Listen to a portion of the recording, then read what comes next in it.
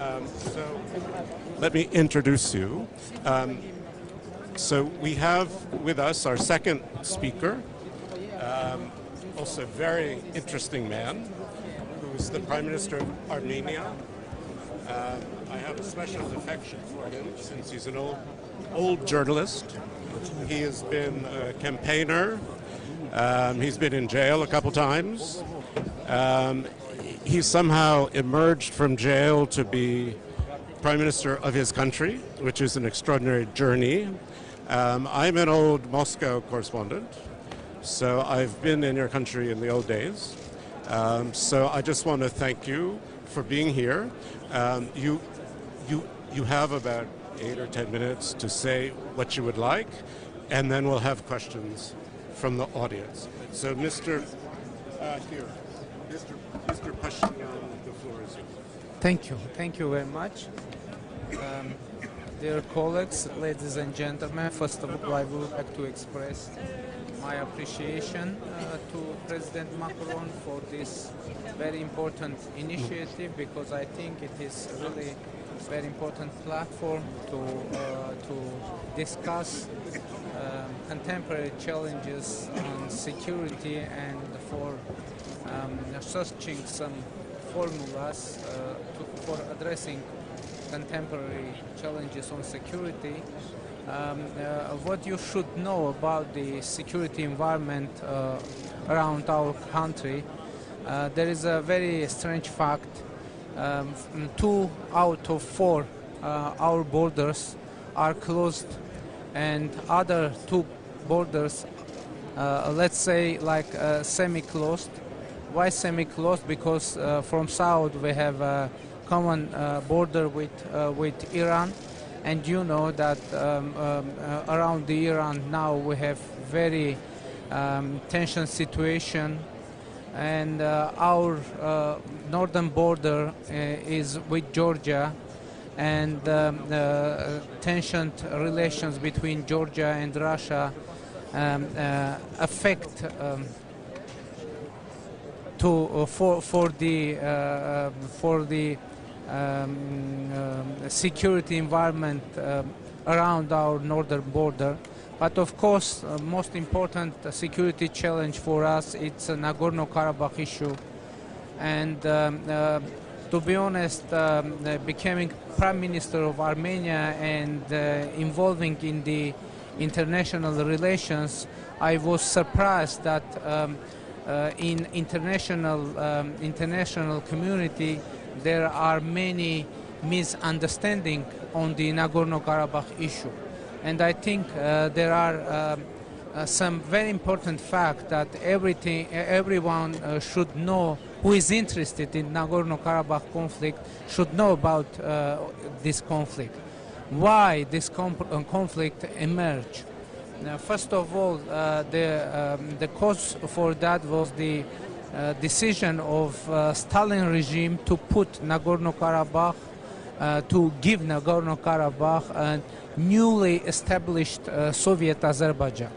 And when in 1986,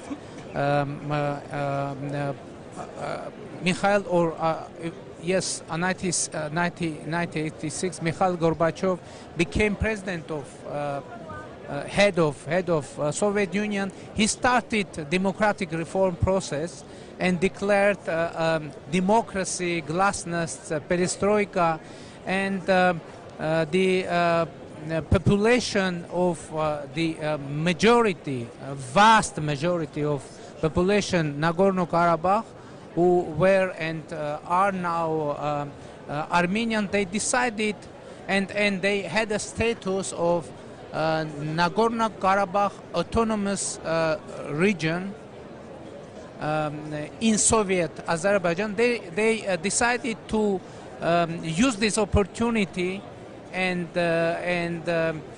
to live according to the laws of Soviet Union, leave the Azerbaijan, and Soviet Azerbaijan authorities decided to oppress this move using leverages and using actually force, police, etc. And the very beginning of this conflict started like that. And after that, when the collapse of Soviet Union started, Azerbaijan, as many other Soviet republics, decided to become an independent state. And according to the Soviet Union laws, if some Soviet republic decides to quit Soviet Union, the autonomous regions of that republic are eligible to decide their own future. So, parallelly with Azerbaijan, as Azerbaijan started independence process, Nagorno-Karabakh started independence process too. And as Azerbaijan quitted the Soviet Union, Nagorno-Karabakh quitted Azerbaijan. And as a result of that decision, Azerbaijan decided to oppress this decision using force, using military force, and starting a war against the people of Nagorno-Karabakh. And it could seem strange, and there was many casualties. Some regions of in Nagorno-Karabakh were experienced ethnic cleanses, etc. And as a result, Nagorno-Karabakh, Armenian people of Nagorno-Karabakh, which was the huge amount, approximately 80 or 85% of population of Nagorno-Karabakh, they decided to start a self-defense process. And it came out that they are able to do that, and as a result of that, they were able to bring Azerbaijan, to force Azerbaijan to agree on ceasefire. And in 1994, 12 May, a ceasefire agreement was signed between Azerbaijan, Nagorno-Karabakh, and Armenia. And after that, negotiation process started, and even before that, there was a creation of negotiation format, and internationally, the conflict was recognized as international conflict, and this conflict, according to international decisions, had and has three conflicting sides: Azerbaijan, Nagorno-Karabakh, and Armenia. And this negotiation process started from 1992, and within a very long time, Nagorno-Karabakh were involved in the negotiation process as a side. By the way, there some meeting happened between leader of Nagorno-Karabakh and Azerbaijan, and there was several meetings between defense ministers of Azerbaijan, Nagorno-Karabakh, and Armenia. And but as a result, unfortunately, Nagorno-Karabakh conflict isn't solved yet, and there are several reasons for that. First of all, the main reason is that from 1998, Nagorno-Karabakh was put out from negotiation process, and as a result of that, and not only this factor, but the result of this whole process, now Azerbaijan is refusing to have direct negotiation with Nagorno-Karabakh, and Azerbaijan refuses even to negotiate with Nagorno-Karabakh in the Minsk Group co-chairmanship format, where Russia, France, and United States are co-chairmen of this format. And according to this format, there are three sides: Azerbaijan, Armenia, and Nagorno-Karabakh. And but from the other side, Azerbaijani government is claiming that Nagorno-Karabakh should be a part of Azerbaijan.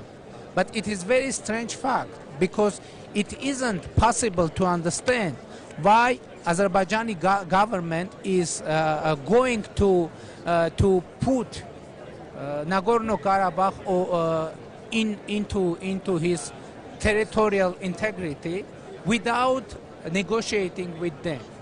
Isn't that very strange fact? They leaders of Azerbaijan, they are saying that they want Nagorno-Karabakh to be part of Azerbaijan, but they are refusing to negotiate with the people of Nagorno-Karabakh. What could it mean? It could mean only one thing. They want territories and not people. And they want territories without people. And that is the main issue on Nagorno-Karabakh problem.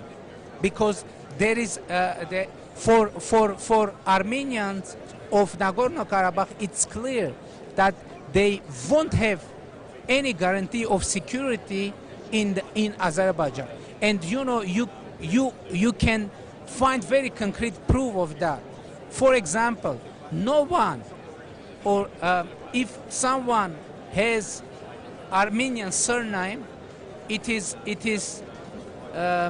more probable that he or she can enter into Azerbaijan, even flying, even being in the airplane that had landing in Azerbaijani in Baku airport. And recently we had several cases like that. For example, a journalist from Bloomberg with Armenian surname wasn't allowed to cross the border Azerbaijan. Another case, a musician with Armenian name from Turkish orchestra wasn't allowed. Even 8-old girl with 80 years old pensioner. But recently, recently, a driver was arrested in Baku for listening in his car a song of Armenian musician.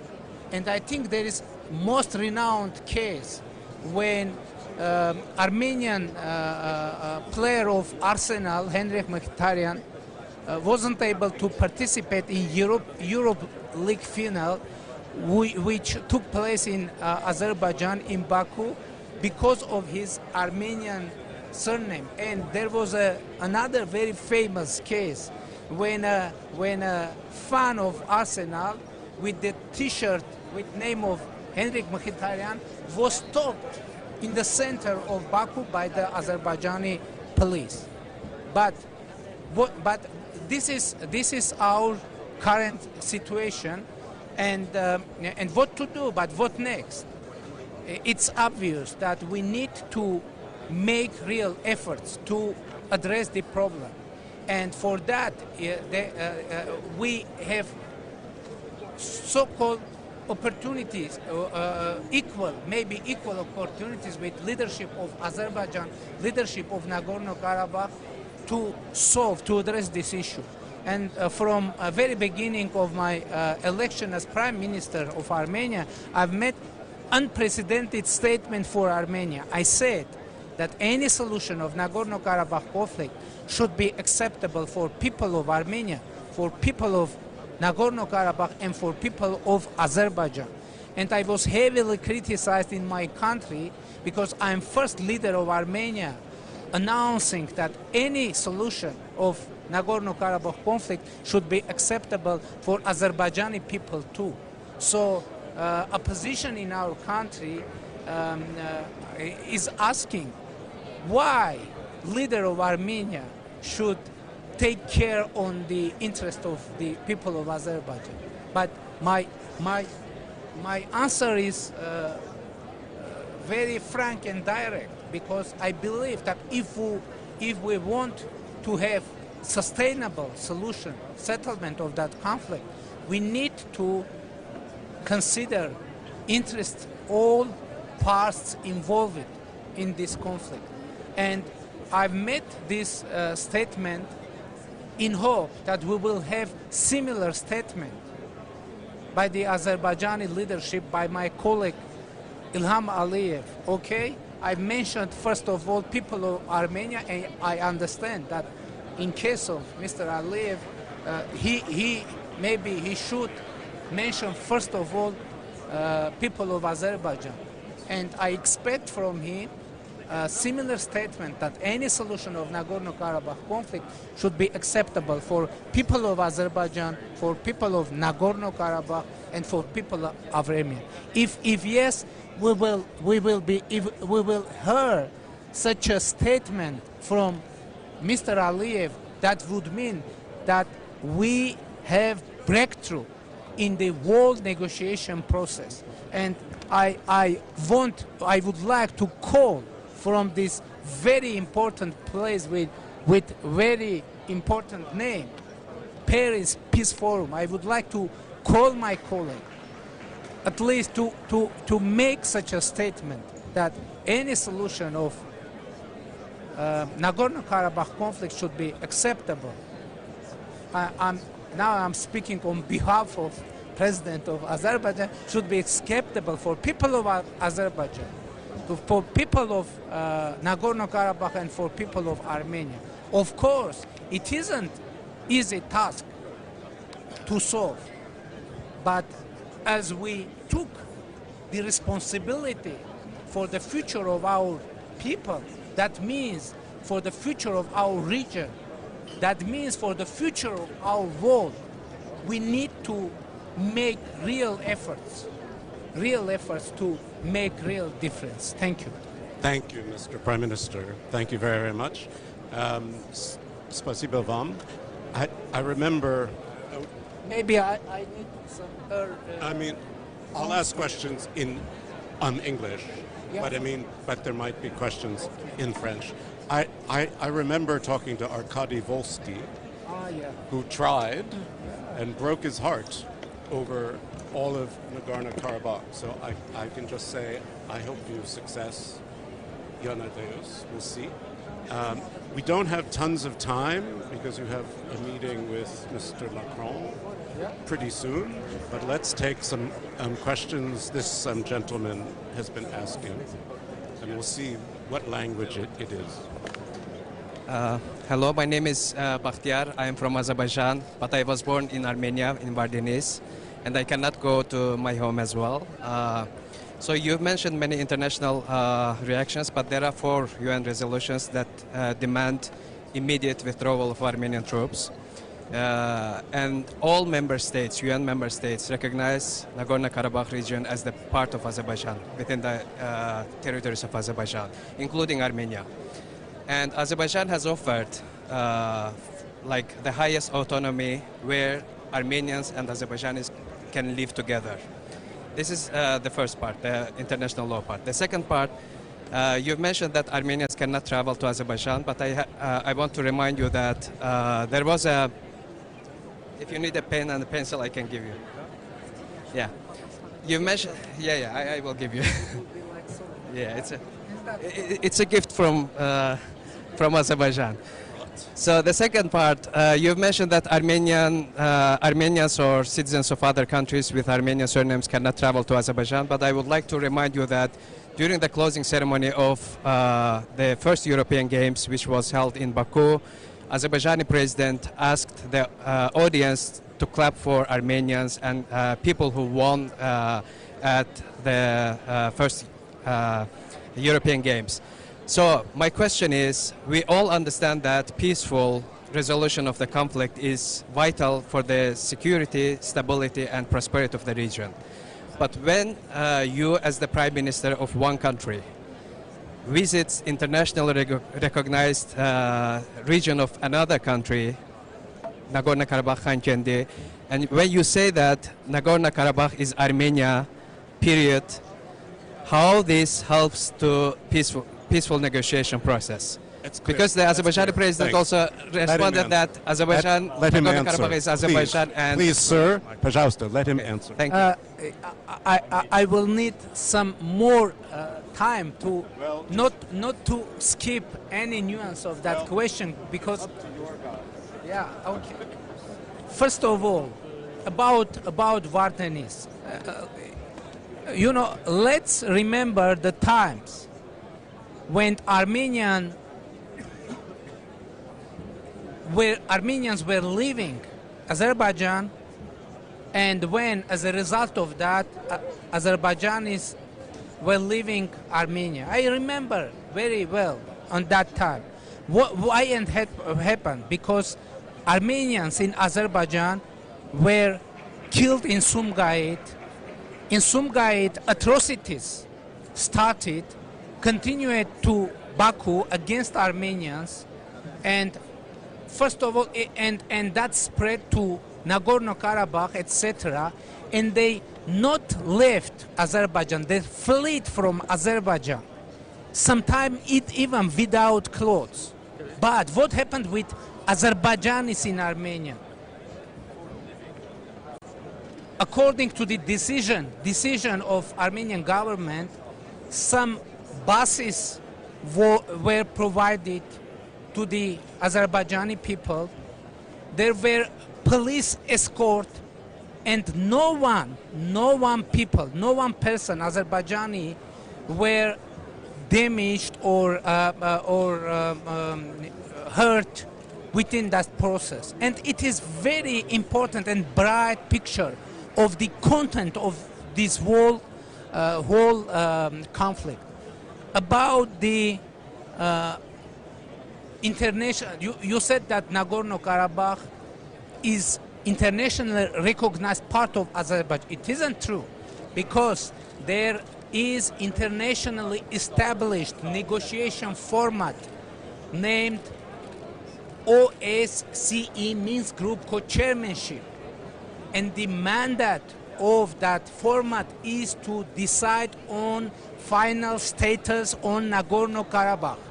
Why? And your government, your country is involved in the negotiation process. So, if Nagorno-Karabakh is a part of Azerbaijan, internationally recognized, why are you negotiating for the decision, for deciding the status of Nagorno-Karabakh?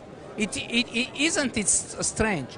The other part, you said that you are offering high status for Nagorno-Karabakh within the Azerbaijan. By the way, Nagorno-Karabakh had already had that status.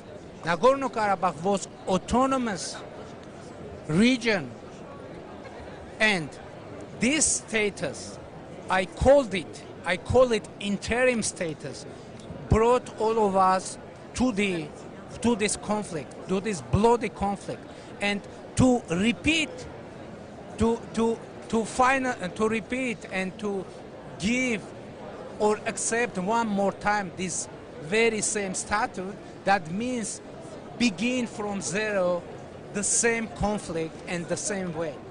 And my expectation to find solution, as I said, acceptable for people of Armenia, for people of Nagorno-Karabakh, and for people of Azerbaijan. And on my statement in Stepanakert, before that I've made a statement, as I said,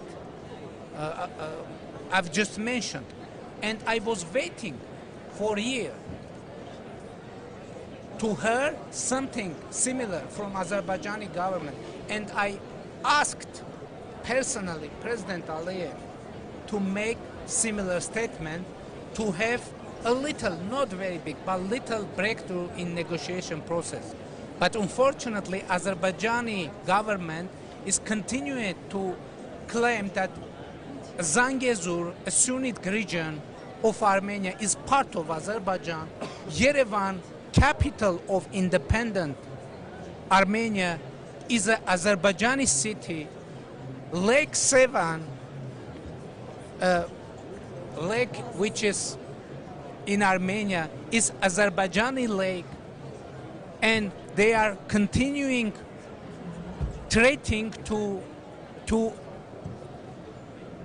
occupy not only Nagorno-Karabakh, but also Sunni region, but also capital of Yerevan.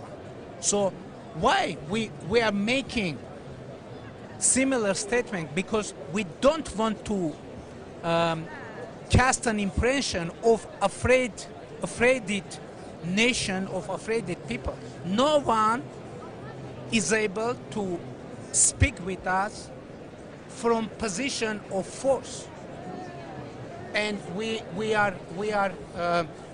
our proposal is peace. Our proposal peace. We aren't we aren't threatening to anyone in our region, and we are willing to prepare our nation,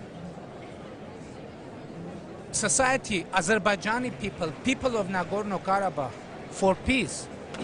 And we propose our peace intention to Azerbaijani people. And personally me, I'm ready to start a dialogue not only with Azerbaijani government, but also with Azerbaijani people directly, because I think we have many things to discuss. Thank you very much. Very, very good. Thanks.